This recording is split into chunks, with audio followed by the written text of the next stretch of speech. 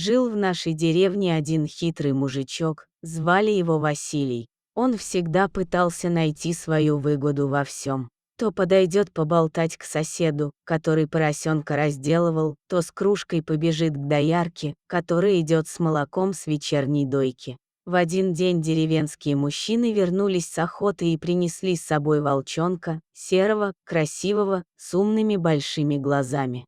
Он был слегка подросшим, и охотники нашли его в лесу одиноким. Они его пожалели, ведь пропадет он тут один. А куда делась его мать, никто не знал. Да и он сам увязался за охотниками, а те его взяли с собой. Они не знали, что с ним делать дальше, и решили предложить взять его другим людям. Предлагали соседям и друзьям, но все боялись лесного хищника и отказывались его брать. Тогда Вася смекнул, что тут бесплатно предлагают волчонка. Прибежал и забрал его себе. Правда, он не подумал, зачем он ему, но раз на халяву, то надо брать. С волчонком тем у Васи отношения не заладились сразу.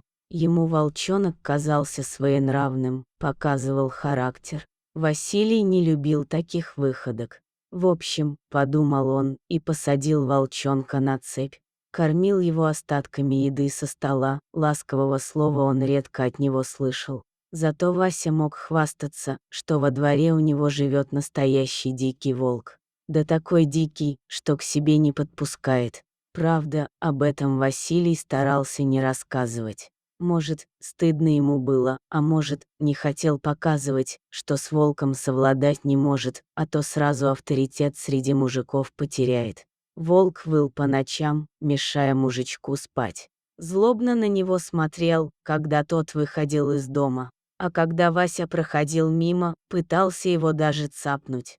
Так и вырос волк на цепи, Вася ему даже клички не дал, настолько он волка не взлюбил. Однако, был у этого волка друг, в котором Вася даже не догадывался.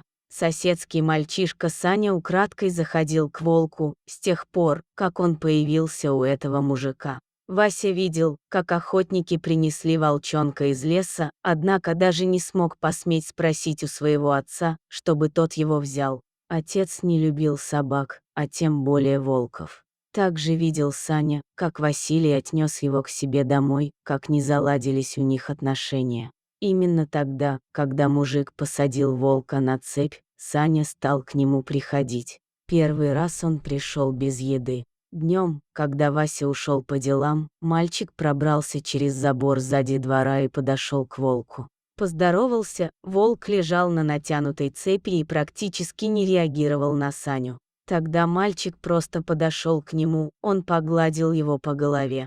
Волк также апатично лежал и глядел на забор. «Грустно тебе, да, наверное, на волю хочешь.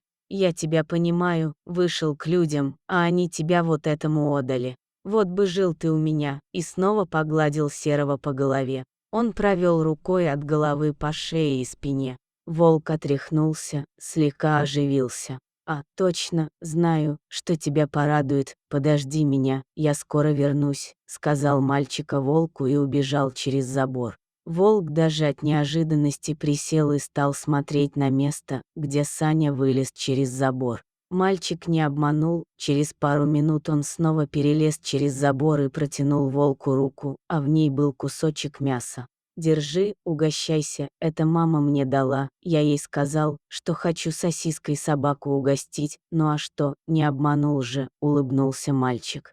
Волк принюхался к угощению, лизнул его и аккуратно взял его из рук мальчика. «Вот, если хочешь, я тебе каждый день буду угощение приносить». С тех пор, когда Василий ходил по делам, Саня перелазил через забор и общался с волком. Так прошло где-то полгода. Волк подрос, и Василий совсем боялся к нему подходить, ставил еду и палкой подвигал к волку. «Хотя бы охраняешь меня тут, воры точно не полезут, знают, что сидишь тут у меня», процедил через зубы Вася. В тот день проходила ярмарка, и местные были на ней. Одна из семей купила молоко бычка, красивого и упитанного, а по виду очень дорогого. Когда Вася его увидел, у него аж руки вспотели. Взял он вечером бутылку горячительного и пошел к той семье, думает, может, сможет договориться, тем более тут такое угощение. Глава семьи знал, насколько Вася хитер, и даже на порог его не пустив, решил с ним переговорить на крыльце. Как же уговаривал того мужчину Вася продать ему этого бычка, цену, естественно, предлагал смешную, но не затем хозяин его покупал, чтобы какому-то Васе потом продавать. У него были свои планы. В общем, ушел Вася ни с чем. Вернулся домой, открыл бутыль, нетронутый после неудачного коварного плана, и в одиночестве всю ее употребил. Сидел Вася до глубокой ночи и ничего лучше не придумал, как пойти и выкрасить этого бычка. Под покровом ночи он пробрался во двор, тихо отворил засов, зашел, а там темнота. На ощупь стал пробираться, подзывая бычка. Пару раз споткнулся обо что-то и чуть не упал, но устоял на ногах. Нащупал бычка и начал его выводить. Бычок сопротивлялся, но Вася оказался сильнее. Тихо доведя его к себе, он остался незамеченным, завел бычка во двор и запер в сарае. Вернулся домой, и тут хмель начал выветриваться.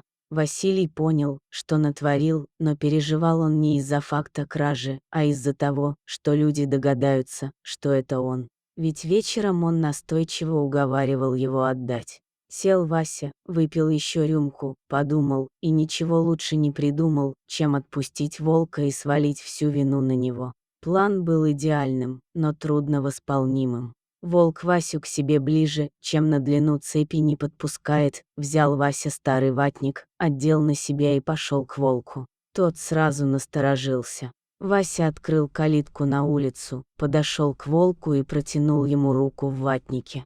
Волк, долго не думая, вцепился в нее. Тогда Вася очень быстро обрубил веревку, на которой держалась цепь.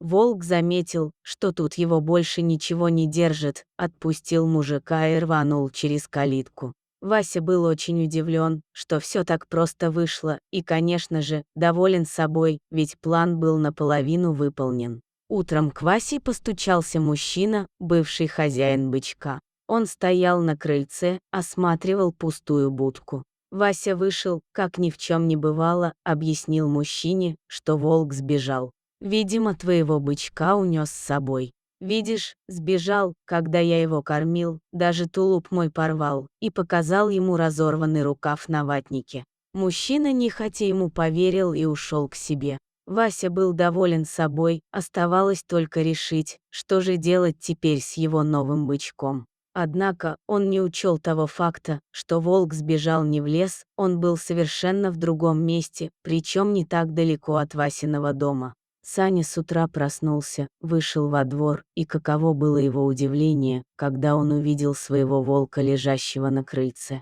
Мальчик обрадовался и обнял своего друга. Следом вышел отец, он был очень удивлен такому гостю, даже испугался сперва. Но когда Саня ему все объяснил, что это его друг, то отец ему поверил. Отец знал, что это Васин волк решил ему его отвезти, несмотря на просьбы Сани. Правда, разрешил с ним немного поиграть, пока отец собирается. Саня решил вместе с отцом проводить волка к себе домой.